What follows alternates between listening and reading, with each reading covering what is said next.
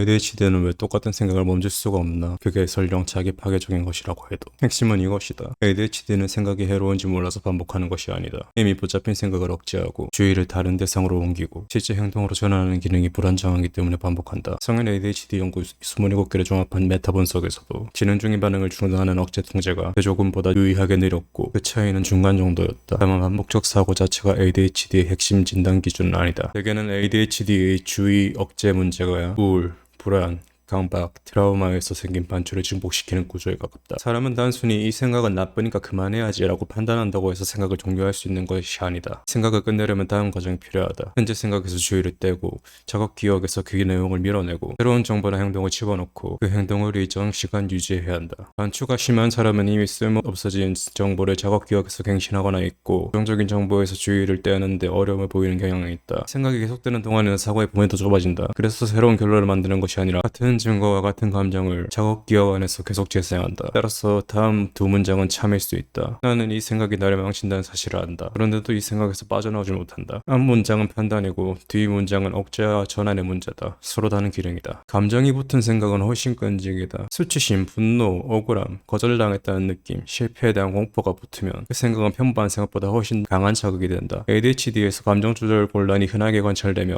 감정이 빠르게 상승하거나 정상 수준으로 돌아오는데 시간이 더 걸리는 사람들이 있다. ADHD 증상이 불안, 우울과 직접 연결되기보다는 과도한 마음 방황과 반추가 그 관계를 매개하는 양상이 나타났다. 이 구조는 대략 다음과 같다. 사건, 강한 감정, 생각에 대한 주의 고착, 같은 장면 재생, 감정 재점화, 더 강한 고착, 생각 때문에 감정이 생기고 그 감정이 다시 생각을 중요한 것으로 표시한다. 이 순환에서는 생각이 반복되기 때문에 중요해 보이고 중요해 보이기 때문에 다시 반복된다. 장기적인 피해는 되게 멀리 있다. 오늘 밤 잠을 못 자는 것, 관계를 망치는 것, 일을 못하는 것, 자존감이 무너지는 것은 몇 시간 뒤나 며칠 뒤의 결과다. 반면 반추가 주는 보상은 즉각적이다. 뭔가를 계속 분석하고 있다는 자극, 언젠가 답을 찾아낼 것 같은 느낌, 다시는 당하지 않기 위해 대비한다는 느낌, 행동하지 않고도 문제를 다루고 있다는 착각, 자신의 변화함으로써 책임을 다했다는 느낌. 이것이 실제로 문제를 해결하지는 않더라도 순간적으로는 불확실성을 견디는 것보다 쉬울 수 있다. ADHD 뒷전에서 먼 미래 이익을 상대적으로 더 작게 평가하는 지연 할인이 평균적으로 더 높다는 메타 분석 결과도 있다. 이를 반추에 그대로 적용하는 것은 직접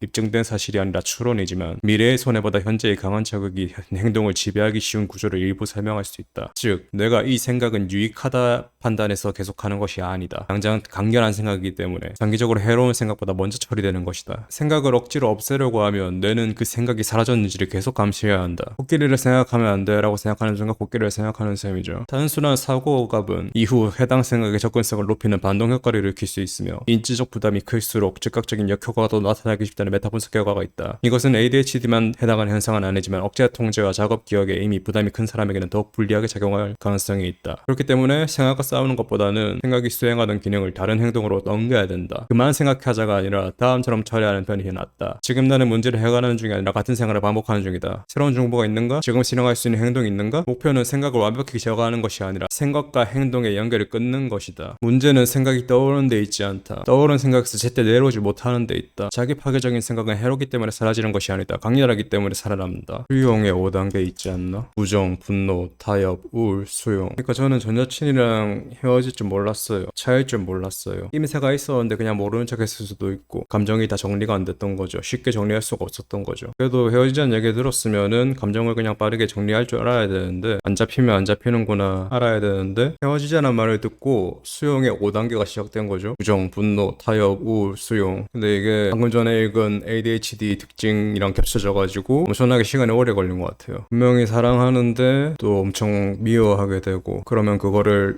한 단어로 애정이라고 하죠. 되게 애정을 갖게 되고 저기도 나오죠. 반드시 1, 2, 3, 4, 5단계로 진행되지 않는다고. 1번 갔다가 2번 갔다가 3번 갔다가 4번 갔다가 5번 갔다가 이제 수용해야지 갔다가 다시 1번 근데 씨발 하면서 다시 1번 가는 거죠. 그래가지고 이별의 곡 씌우면서 1, 2, 3, 4, 5, 1, 2, 3, 4, 5, 1, 2, 3, 4, 5 했던 것 같습니다. 전 여친이 나한테서 환승해갔다고 걔 야라를 떨었었는데 그렇게 뭐 크게 잘못한 건 없는 것 같아요. 제가 병신인 게 더 크죠.